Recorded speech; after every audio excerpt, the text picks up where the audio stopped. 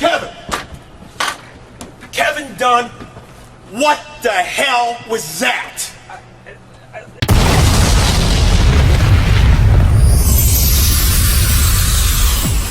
Throughout the past 40 years, the WWE has changed its landscape on its on-screen television shows and behind the scenes, from classic wrestling to the modern wrestling of where it is today.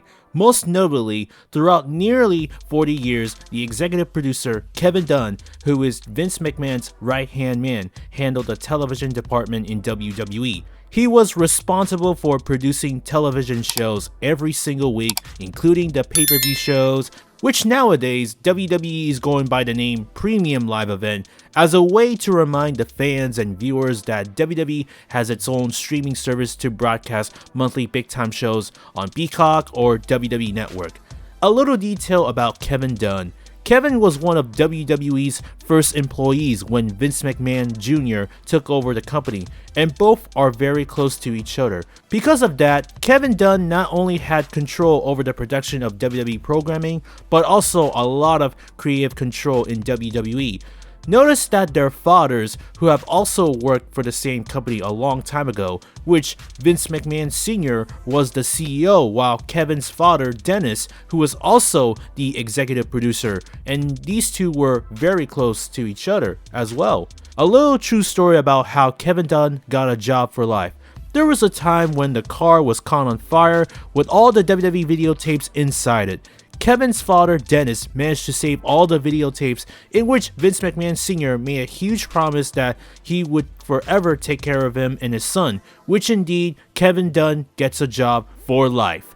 While Kevin Dunn was working for WWE, there were many big ups and downs, but mostly downs, for various stories that were brought up to the fans and viewers wondering what was behind the production shows. Kevin Dunn has been criticized by many wrestling fans for burying many talented wrestlers. There was that one story where many wrestlers were being demoted from getting pushed because of their accents. Just ask Becky Lynch and Sheamus. On that note, it's really funny that Kevin Dunn doesn't like them because of their Irish accent, even though Vince McMahon's ancestors were also Irish. Such an irony though, except Kevin Dunn most likely wasn't high on certain wrestlers from international countries outside of America.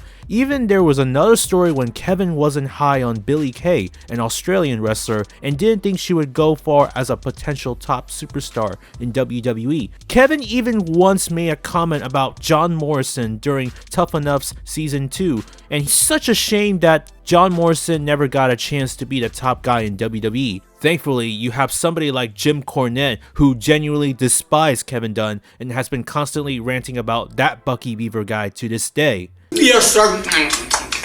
We're not wrestling. I don't know why you think we're wrestling. Just because we're wrestlers in wrestling boots and wrestling tights in a wrestling ring. Fuck you.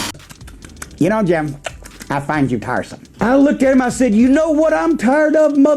I'm tired of them Bucky Beaver teeth of yours, and I stand up and I say, and I'm going to pull you across this table and beat the out of you. Another story about a wrestler who also hates Kevin Dunn. John Moxley, formerly known as Dean Ambrose, had a detailed story about being forced to apologize to the production team for dropping the F-bomb on TV. According to his memoir book, there was that one point after John said, "Give me my effing belt," when he won the United States title. John would later apologize to Kevin, which he accepted. A few days later, Kevin Dunn forced him to apologize in front of the entire production team. This was coming from a Bucky Beaver who felt very miserable and made everyone around him even more miserable in the wrestling business.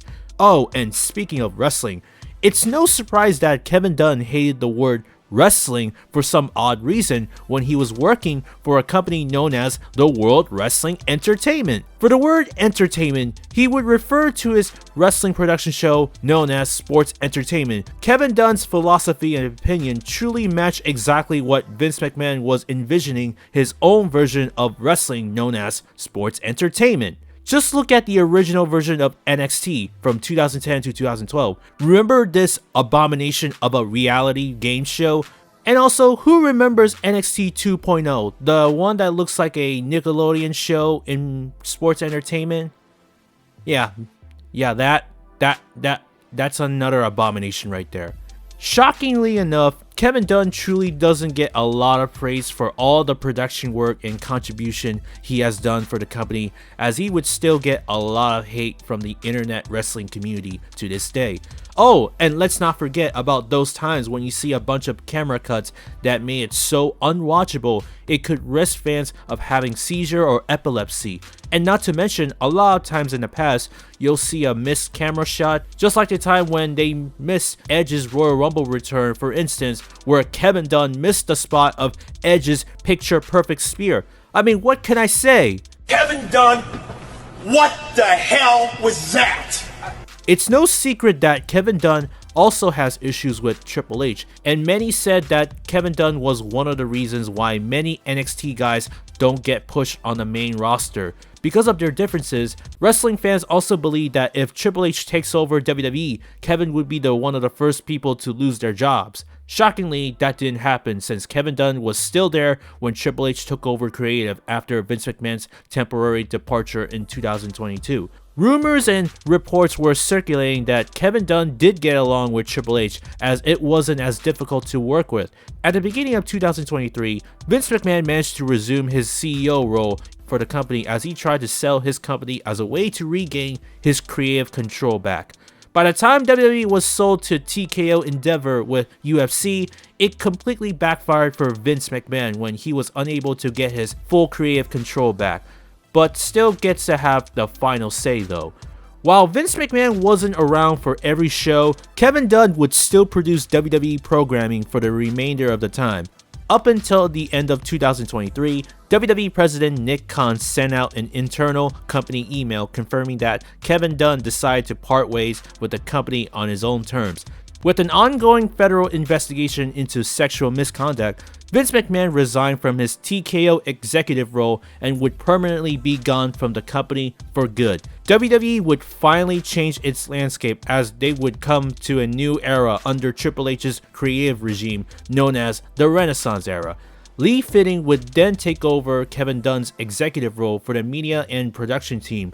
He was the former senior vice president of ESPN Productions for college football and the NFL. Ever since 2024 till now, WWE has underwent a lot of changes to its programming, and there are a bunch of great examples of what WWE weekly shows and premium live events are like today.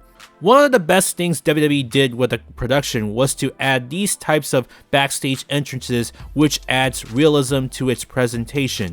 Not only do you see backstage entrances, but also the time when wrestlers walk and exit from the entranceway backstage, where it smoothly transitions to another, either a segment or an interview. In addition, viewers will see a customized wrestler's graphic before transitioning into a commercial break. As for the shot from the crowd section, you'll see an increase in the involvement of fan shots. You can tell the atmosphere of its real combat sports. Speaking of sports, it never gets old to see a sports analyst like Pat McAfee doing a play-by-play commentary with these segments, along with Michael Cole voicing for himself rather than robotic. What's really cool is that you're looking at a camera shot angle where it only shows one shot and no camera cut or less. One of the major definite problems with camera cuts under Kevin Dunn was an infinite number of camera cuts, but honestly though, no one wanted to be nauseated from that or risking having seizure or epilepsy while watching pro wrestling with constant camera cuts. These days, WWE has managed to reduce camera cuts. Notice that there were many moments when you see steady, consistent shots which perfectly fit into the wrestling cinematography at its peaks. Not to mention, you gotta give a huge prop to Logan Paul, who suggested the idea of having a 360-degree drone shot, which Logan wanted to do for a long time, but was obviously rejected by Kevin Dunn. Thankfully, he finally got his wish in Saudi Arabia. A huge shout out to Lee Fitting, who's doing a tremendous job with these production changes recently. But honestly, I don't think anyone really misses Kevin Dunn, right? I think that's all I have to say about this. Let me know what you think of WWE's current product and how do you feel about Kevin Dunn. If there's anything that you want me to talk about, please leave your thoughts in the comments section below. And with that, I'd like to thank you for watching. Please make sure to hit the like button, subscribe to this channel, and hit the bell icon for more wrestling content like this. Anyways, hope to see you again in the next one.